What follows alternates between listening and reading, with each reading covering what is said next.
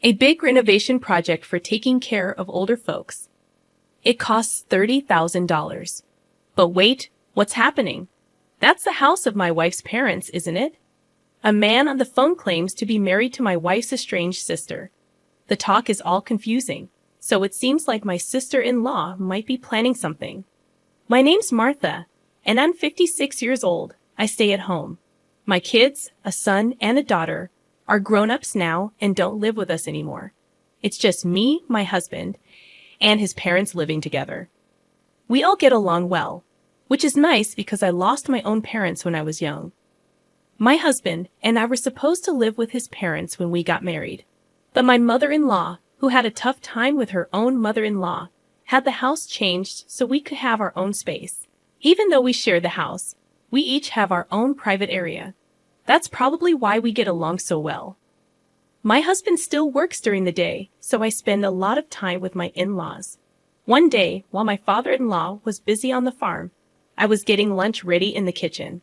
I planned for us to eat outside together. Then we got a call from one of my father-in-law's friends on the farm, saying he fell and hurt himself. They rushed him to the family doctor in a truck. My mother-in-law and I left the food and hurried to the hospital. When we got to the hospital, they were rushing my father-in-law into emergency surgery. Despite seeming healthy, he was in his 80s, and recovering from a fracture would be tough at his age. The doctors warned us that he might need a wheelchair afterwards. But I was determined. As long as he's alive, that's what matters. I'll be there to support him, I said. We waited nervously while he was in surgery, hoping for the best. By the time my husband finished work and joined us, the surgery was over. We were relieved to see my father-in-law sleeping peacefully in his hospital room, without any major complications. We decided to stick together and support him through his recovery. But sadly, our hopes were dashed when my father-in-law passed away suddenly a month later. His age had made him vulnerable, and he caught an infection after the surgery. Since many of his friends and relatives were also elderly, we didn't want to upset them by spreading the news of his passing. So, after discussing it, we opted for a small family funeral. But even that didn't solve all our problems. What about my sister-in-law? I asked my mother-in-law and husband. They didn't look happy, probably remembering her troubled marriage. My in-laws weren't happy about my sister-in-law's marriage. They strongly opposed it. While my husband wasn't as against it, he wasn't thrilled either. This created tension between them, and their relationship became distant. But she was still their daughter, so shouldn't she be allowed to attend the funeral? They agreed that if we could find her, she could come. But we couldn't reach her, so the funeral went ahead without her. It's just how things are with her. It's fate. Don't worry about it, Martha, my mother-in-law told me as we returned home from the crematorium with my father-in-law's ashes. My father-in-law's sudden death caught us all off guard. We weren't prepared for it mentally. We rushed through the funeral and cremation.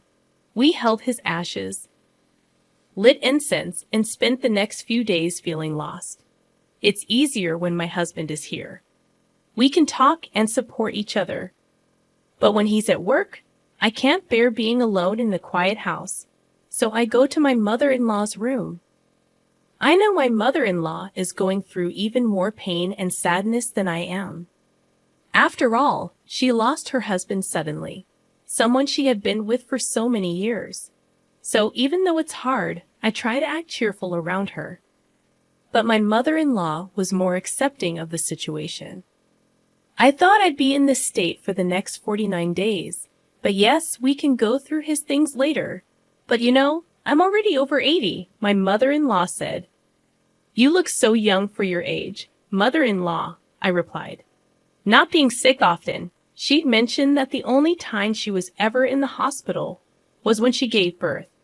Basically, she was telling us that she's healthy and we don't need to worry about her. You're so kind, Martha, but while I can still move around, I want to go through our things, including his, she said. I get it. It's important to keep those memories safe, like my father-in-law's belongings, I replied. Got it. Just tell me if you need any help, I offered. She asked me right away to help her reach things that were too high for her.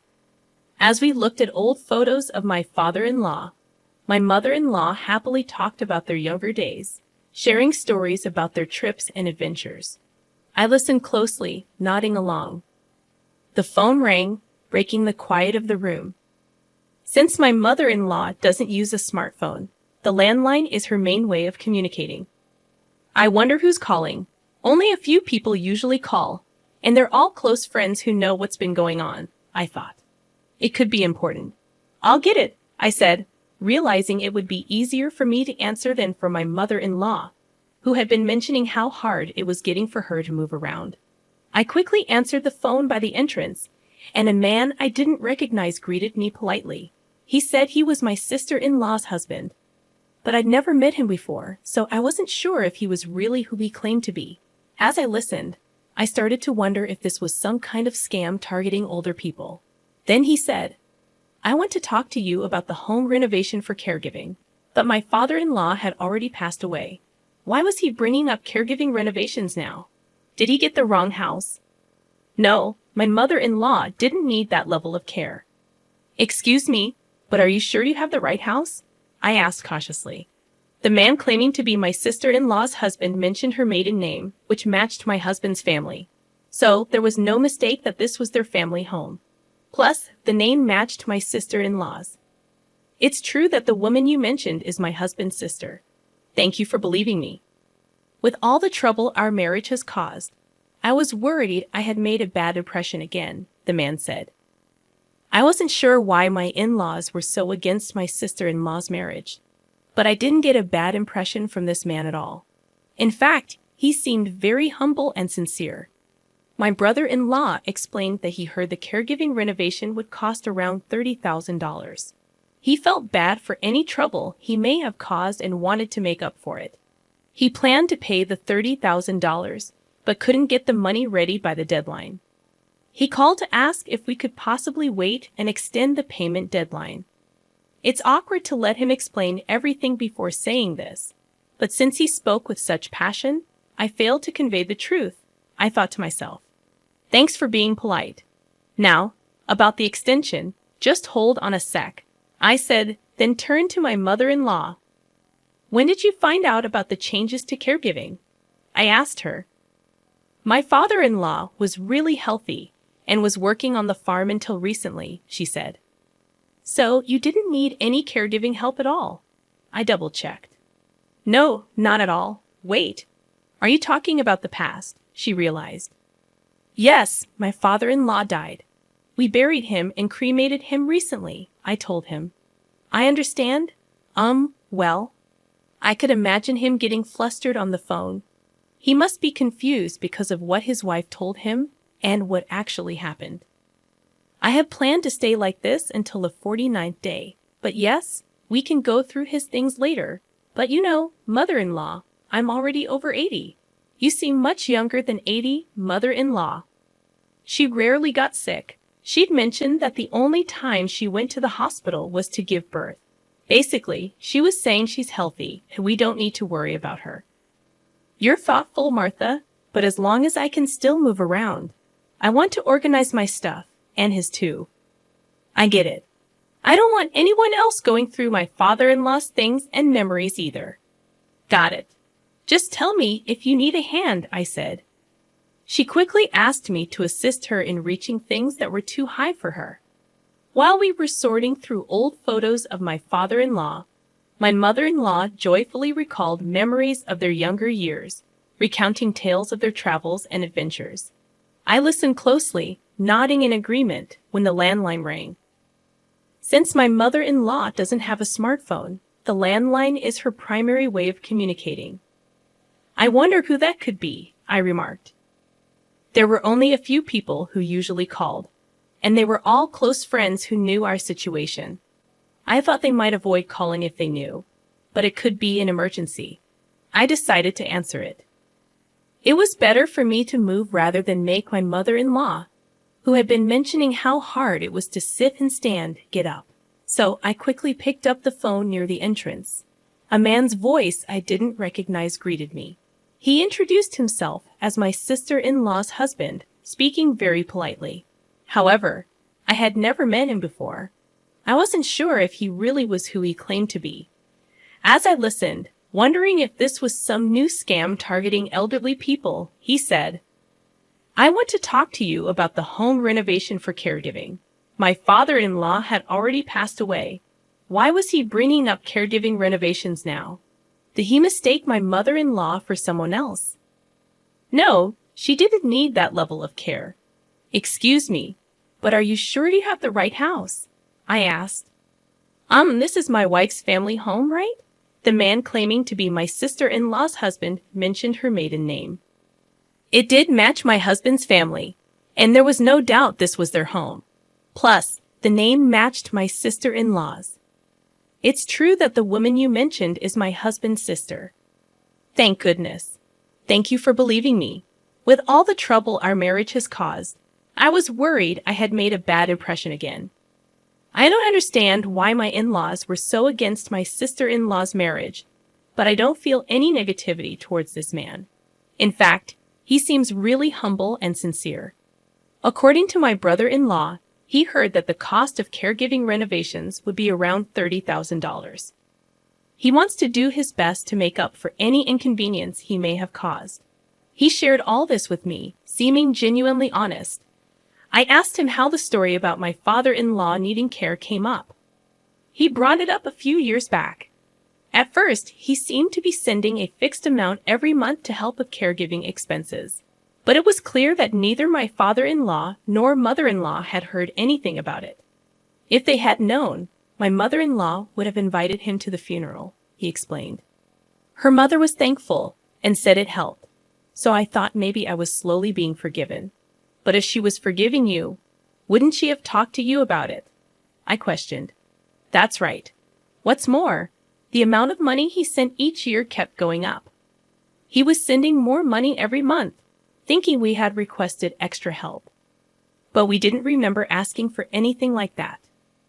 So none of that money actually reached you? I asked. When I confirmed, I could imagine him getting really upset. It was difficult for me to share this information as well. As I listened, I started to wonder if my sister-in-law. I can't say for sure if you're being scammed, but I hesitated. You don't have to sugarcoat it. I am being scammed, right? He interrupted. I couldn't outright confirm or deny it, so I stayed silent. He probably took my silence as confirmation. What should I do? He asked. Even though it wasn't really my place to answer, assuming he was indeed being scammed, I couldn't just leave my sister-in-law, my husband's sister, alone, despite our strained relationship. I told him we'd talk about it and get back to him later, and that was the end of the call. When I went back to my mother-in-law, she remarked, "That was a long call. Was it a persistent salesperson? You should just hang up on those." No.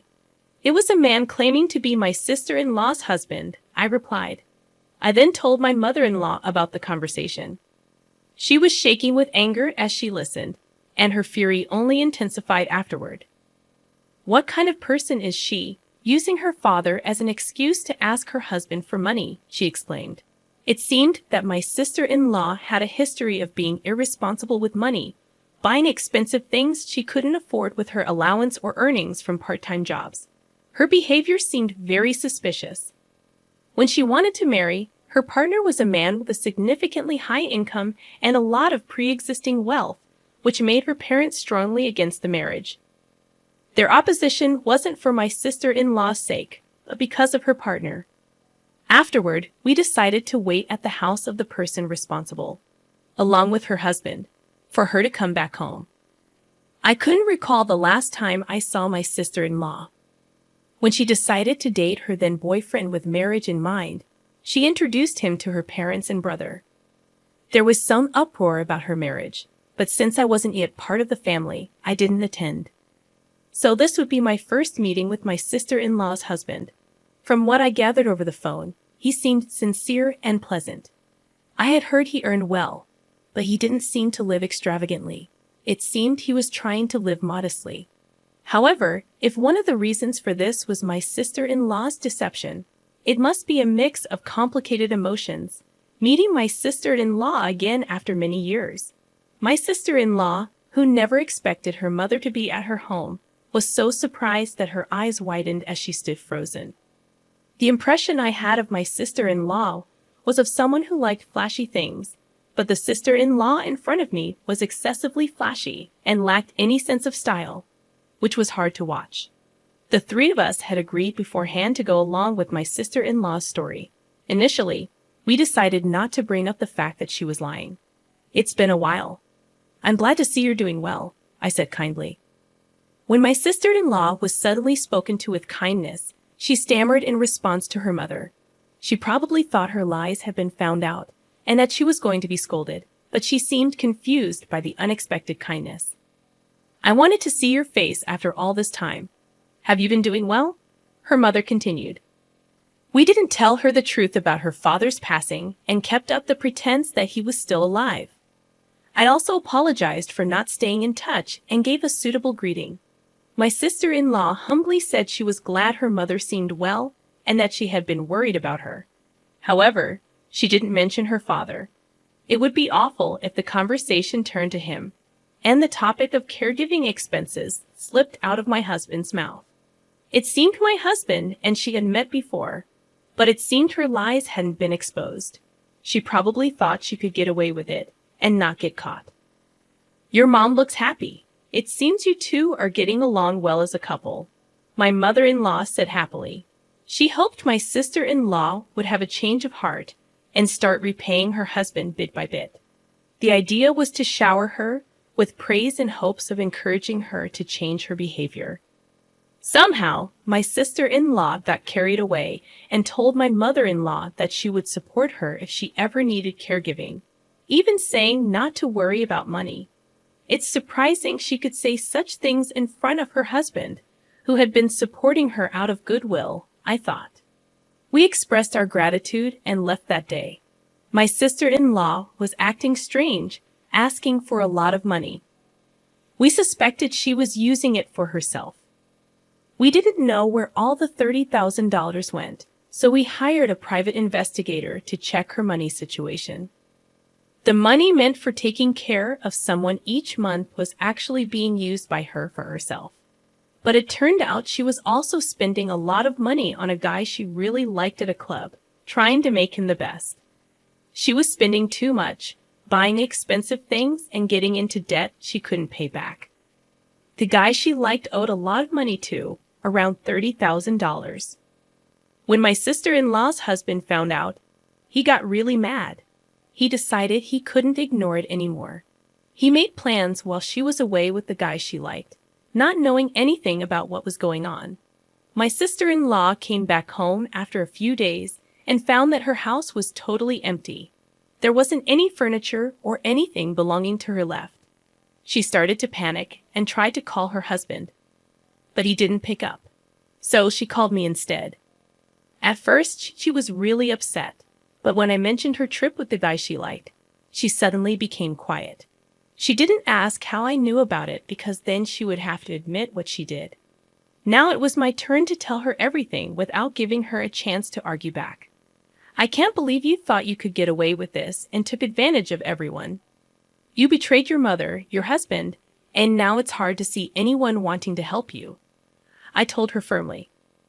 I also mentioned that the excuse she used about her father-in-law wasn't valid anymore because he had passed away. I understood she didn't know about his death, but it was still wrong to use her father's situation to ask for money. I let her know that her ex-husband also found out the truth, and feeling abandoned, she screamed like a mad person over the phone. Her ex-husband didn't want to talk to her, and to avoid troubling my elderly mother-in-law any further, I offered to be the middle person between them and my sister-in-law. She kept causing a scene over the phone.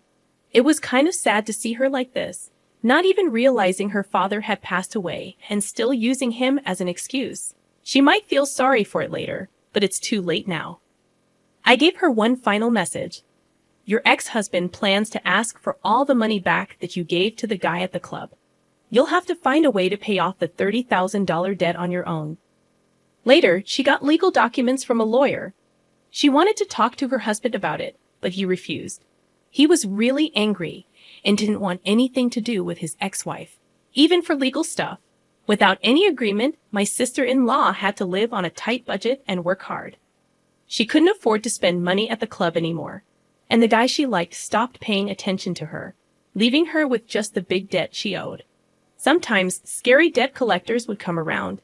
My sister-in-law was naturally scared, always worrying about the lawyer's letters and the debt collectors showing up. As for the rest of us, we went back to our normal lives. It took a while to go through my father-in-law's things, but we decided to move on as a family, including his part. Recently, my mother-in-law has been getting weaker, and I think she might need care soon. Since we couldn't help my father-in-law, my husband, and I agreed to do our best for my mother-in-law.